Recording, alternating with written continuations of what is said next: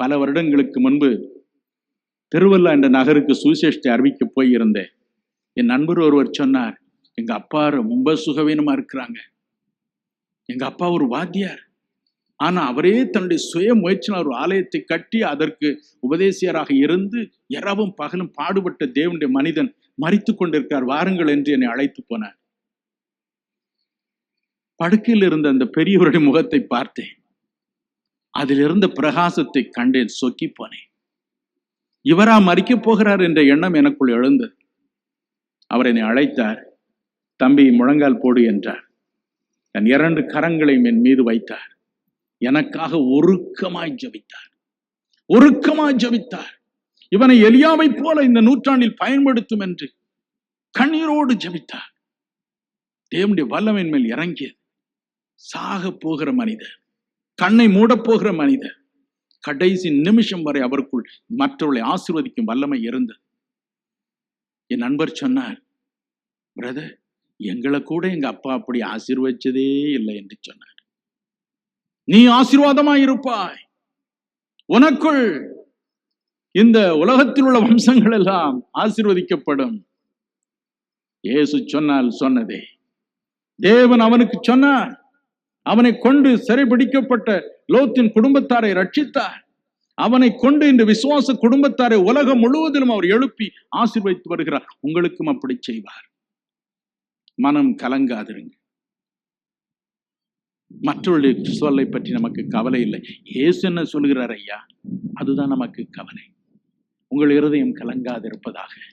கர்த்தர் உங்களை அப்படியே பயன்படுத்துவார். கடைசியாக வேறொரு காரியத்தை ஆபிரகாமுக்கு அவர் சொன்னார்.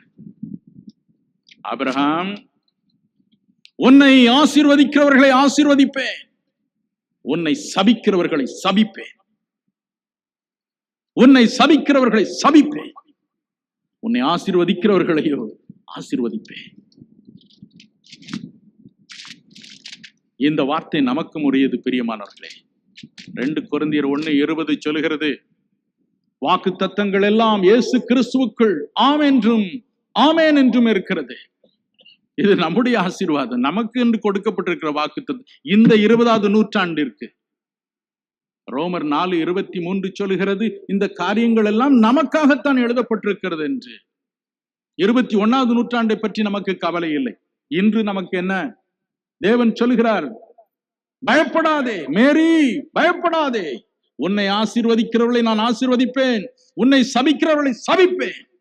ஜான், உன்னை ஆசீர்வதிக்கிறவர்களை நான் ஆசீர்வதிப்பேன், உன்னை சபிக்கிறவர்களை சபிப்பேன். திருச்சபையே, உன்னை ஆசீர்வதிக்கிறவர்களை ஆசீர்வதிப்பேன், உன்னை சபிக்கிறவர்களை சபிப்பேன். அவர் சொன்னால் சொன்னதுதான். ஒரு மனிதனும் அதை மாற்ற முடியாது. மனம் கலங்காதிருங்கள். நமக்கு 2 விரோதமான விரோதிகள் உண்டு. முதல் விரோதி எப்பொழுதும் பரலோகத்தில் தான் இருக்கிறான். வெளிப்படுத்தின விசேஷம் 12:10 பாருங்கள். பொல்லாத பிசாசை பற்றி எழுதி இருக்கிறது அங்கு. அவன் எப்பொழுதும் இயேசுவின் சமூகத்தில் நின்று கொண்டு இருக்கிறான். அவன் இப்படி, இவன் இப்படி, அந்த பிரதர் இப்படி, இந்த போதகர் இப்படி, எப்பொழுதும் குறை சொல்லிக் கொண்டே இருக்கிறான். நம்மை சபித்துக் கொண்டே இருக்கிறான். யோபு 1ஆம் அதிகாரம் 8 முதல் 11 வரை உள்ள வசனங்களை வாசித்து பாருங்க. தேவன் சொல்லுகிறார் சாத்தானை பார்த்து, யோபு பாத்தியாடா, நீதிமானும் சன்மார்க்கனும் உத்தமனும் தேவனுக்கு பயந்து தீமைக்கு விலகுகிறவருமா இருக்கிறான் பாத்தியா? அதுக்கு என்ன சொன்னான்? அவன் என்ன சும்மாவா அப்படி செய்யறான்? நீர் அவனை ஆசீர்வச்சிருக்கிறீர், அவனுக்கு உண்டான எல்லாவற்றையும் ஆசீர்வதித்திருக்கிறீர், அவனையும் அவன் வீட்டையும் அவனுக்கு உண்டான எல்லாவற்றையும் சுற்றி வேலி அடைத்திருக்கிறீர். கொஞ்சம் இந்த வேலியை எடும், கொஞ்சம் கையை நீட்டி தொடும், அப்பொழுது என்ன செய்கிறான் பார்க்கலாம் என்று சொன்னான். நம்மை சபித்துக் கொண்டே இருக்கிறான். அவனுடைய ஒரே ஒரு வேலை நம்மை சபிப்பதே.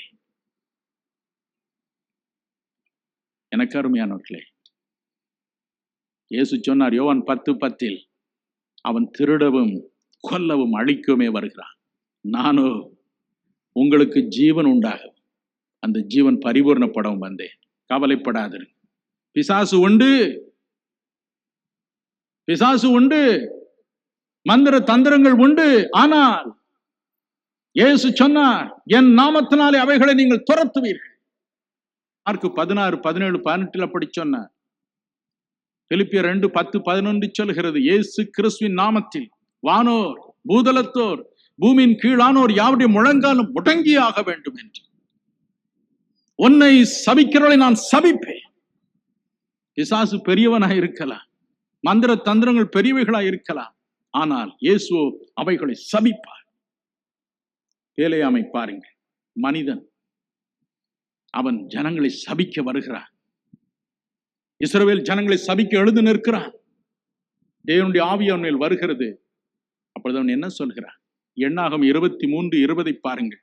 ஐயோ, நான் இந்த ஜனங்களை சபிக்கவே முடியாது, தேவன் அவளை ஆசீர்வதித்திருக்கிறார், தேவனுடைய ஆசீர்வாதம் மேல் இருக்கிறது, ஐயோ என்னால் சபிக்க முடியாது என்கிறான். உபாகம் 23:5 பாருங்கள். அங்கேயும் வேதம் சொல்கிறது, தேவன் பேலேயாமின் சாபத்தை உனக்கு ஆசீர்வாதமாக மாறப்பண்ணினார் என்று. மனம் கலங்காதிருங்க.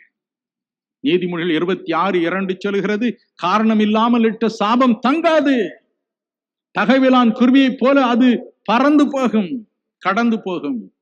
உங்கள் இருதயம் கலங்காது இருப்பதாக. சபிக்கிறவர்கள் சபிக்கட்டும், மந்திரம் செய்கிறவர்கள் மந்திரம் செய்யட்டும், தந்திரங்கள் செய்கிறவர்கள் தந்திரங்கள் செய்யட்டும்.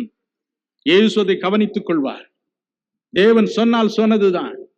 உன்னை ஆசீர்வதிக்கிறவர்களை நான் ஆசீர்வதிப்பேன், உன்னை சபிக்கிறவர்களை சபிப்பேன். தேவனுடைய சாபத்திற்கு விரோதமாக எழுந்து நிற்கக்கூடிய மனிதன் எங்கு இருக்கிறான்? உங்கள் கண்ணெதிரே அதை பார்ப்பீர்கள். மனம் சோர்ந்து விடாதிருங்க.